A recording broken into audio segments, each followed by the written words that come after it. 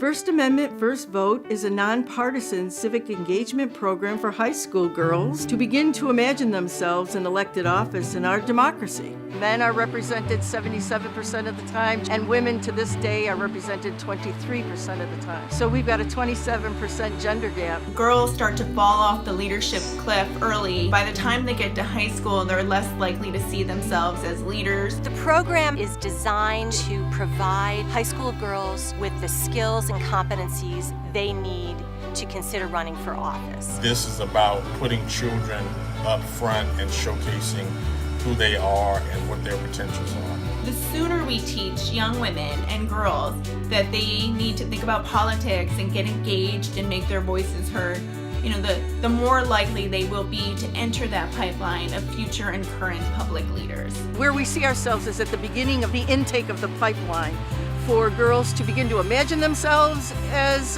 elected officials to the actual running of a campaign and being elected for an office. To teach young women, this is, how it works. These are the things that you need to do. This is how you connect.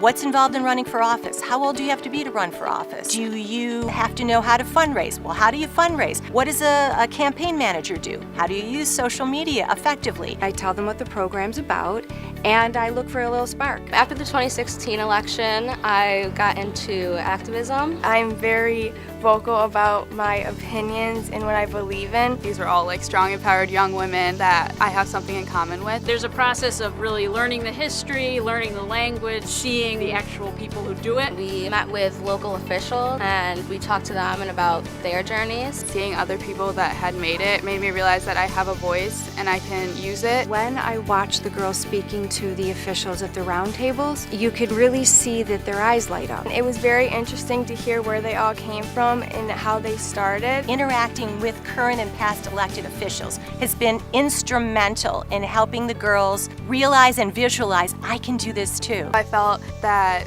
other women can do it, so why can't I? When the lieutenant governor of New York State came, the girls really were kind of like, oh wow. And they also gave me all their business cards. One of my main functions is to teach them how to think, not what to think. This program gets really to the core of some of the preparation I didn't know anything about. We developed a new workshop where they did a mock campaign and everybody had a role. They're from different schools, so they really get a real life experience and they present it to the entire group. Once I went to this program, I saw that there's so many other girls just like me, and I wasn't weird or I didn't stick out for being like that and wanting to fight for women equality. It's very inspirational and it's very important to know that you have a role and you should use your voice for good. I want them to know that they matter and that their voice matters and that they can have impact. I think that the biggest takeaway is just to have confidence in yourself and just pursue your dream.